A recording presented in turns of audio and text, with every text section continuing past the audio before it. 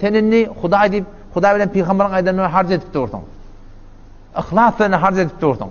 Hiç bir müşkiliň de ýok. Ýöne bir müşkiller peş gelýär arada. Müşkil näme bolýar sen? Berip duran, harj edip duran, goşuşup duran ýeriň sen dogry Hudaý bilen peýgamberiň aýtýany niýetiňde dogry, halk öwsün niýetiňde ýok. Ýöne adamny sen gelip birden ewaýa. Ohlatı sen etken görünýär, aýdylýar, diýilýär da. Goşuşmalar bolýar, hakka bir toýuna goşuşma bolýar. Şoňa menesba başga müşkiline goşuşma bolýar. Otam sen de Hudaý diýip etdiň, halk diýende aslında sen ýüregiňde ýok. Halk ewdi, ewmedi. Ene şo namaza ýa işe oturup asypda we nahfidu.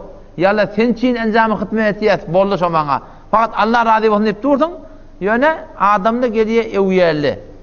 Otam sen hoş bolýar, şo ýüregiň hoş bolýar. Otam sahabalar Peygamber Aleyhisselam'ın öz söhbetinin bereketine, təliminin bereketine şununla gaýga edipdirler şola. Onu ya Resulallah, "Ara'ayter racule ya'melul hayra minel ameli ve yahmeduhun nas." Ya Resulallah bize bir adamın ýagdaýyny edip ber diýipdirler. Näme hürmet diýe? Ki şeriata mutabık amal etdiýe, ihlas bilen amal etdiýe. Ýöne adamlar şonu öýe, bu da şoňa hoş bolýar diýipdir. Ýürek hoş bolýar. Şuna näme diýen ya Resulullah? Aýasydy riyami. Onu Peygamber näme de tilke acile boşral mu'min. Kıyamatdan önce imanlardan birilen boşlukçu diýipdir.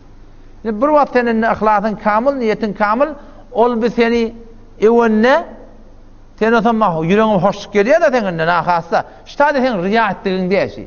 Fereden hamany mollaň biri oçyk görünmepdir. Allah ta şoňa dilewarlyk beripdir. Otam bir aýda günde ahunca molajan ýüdüň ak bolsun, sen beter gawa etýän, gawa düşündirýän, gawa görünmerdin, falan etdiň diýse, ola ol niýeti dogry. Ýöne hoş bolýar adam şoňa. Şeýle şi riyakary de. Hem şunu aýtjak bolýan bir wagt gaýga galyp bermeli, we men ýüregime hoşluk gelýär. Hoşluk gelse gelsin. Allah Taala sen niýetiňden habar bar, bes kafi şo. Bir wagtda da bolýar musulman dogan sen ihlas bilen sen sadaka berip durdyň, namaz okyp durdyň, tilawat edip durdyň, tilawat okyp durganda bolýanda.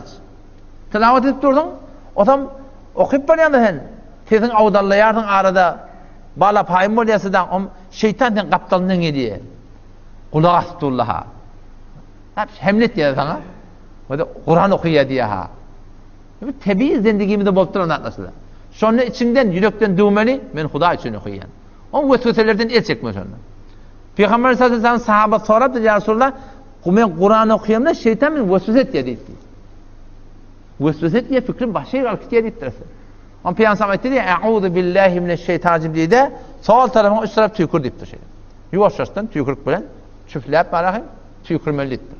Yani sahabalar Müslüman doğan şu ihlaslarına bitir gaýgyda müşrikde, gaty bir fikirde müşrikde.